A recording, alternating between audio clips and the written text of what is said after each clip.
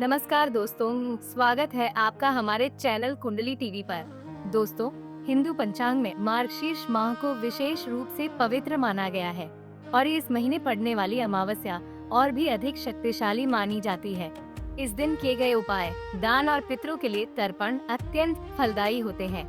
ऐसा कहा जाता है कि अमावस्या के दिन धरती और आकाश के बीच एक सूक्ष्म ऊर्जा मार्ग बनता है, जिससे पितृलोक का द्वार खुलता है और पितरों का आशीर्वाद आसानी से प्राप्त होता है। इसलिए मार्गशीर्ष अमावस्या को पितृदोष निवारण और सारे रुके हुए कार्य सिद्ध कराने का उत्तम समय कहा गया है। अक्सर लोग अनजाने में पितृदोष के संकेतों को पहचान नहीं पाते और उनके जीवन में कई तरह की परेशानियां आने लगती है और देखते ही देखते घर की सुख समृद्धि भी कम हो जाती है। साथ ही रिश्तों में भी तनाव पैदा होने लगता है। ऐसे में इससे बचने के लिए अमावस्या तिथि पर किए जाने वाले कुछ सरल और प्रभावशाली उपायों के बारे में बताया गया है। लेकिन उससे पहले पितृदोष के लक्षणों को जानना भी बेहद जरूरी है।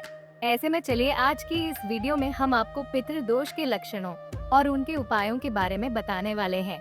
तो चलिए शुरू करते हैं। सबसे पहले बात करते हैं पितृदोष के लक्षणों के बारे में।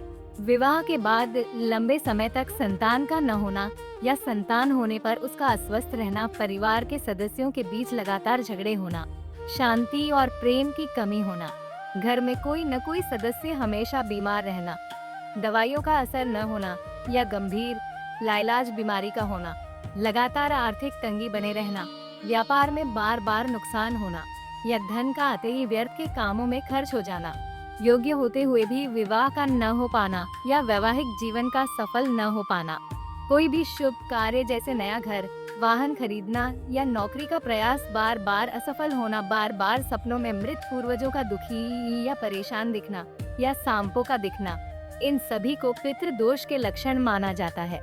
चलिए अब आपको बताते हैं पितरों को प्रसन्न करने के उपाय।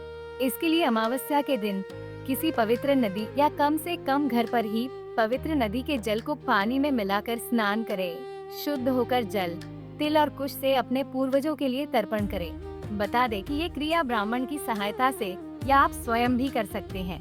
बता दें कि पीपल के पेड़ में सभी देवी देवताओं और पितरों का वास माना जाता है। अमावस्या के दिन सुबह पीपल वृक्ष को जल अर्पित करें और शाम के समय सरसों के तेल का दीपक जलाएं।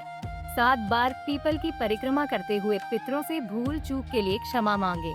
कहते हैं कि ऐसा करने से पितरों को आशीर्वाद बना रहता है। इसके अलावा इस दिन अन्न और वस्त्र का दान करना भी शुभ माना जाता है। किसी भी योग्य और सात्विक ब्राह्मण को घर बुलाकर श्रद्धा पूर्वक भोजन कराना भी शुभ माना जाता है। भोजन में खीर, पूरी और उनका मनपसंद व्यंजन अवश्य शामिल करें। इस दिन गाय को हरा चारा खिलाना या वस्त्र, तिल, गुड़ आदि का दान करना बहुत पुण्यदायी होता है।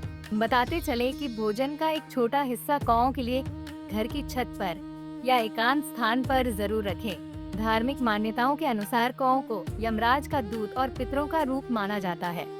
इसी तरह की और भी जानकारी लेने के लिए हमारे चैनल को सब्सक्राइब करें और नई वीडियो की नोटिफिकेशन के लिए बेल आइकॉन दबाएं। अगर आप ये वीडियो फेसबुक पर देख रहे हैं तो वीडियो को लाइक और शेयर करें। साथ ही अपनी राय कमेंट बॉक्स में जरूर बताएं। धन्यवाद।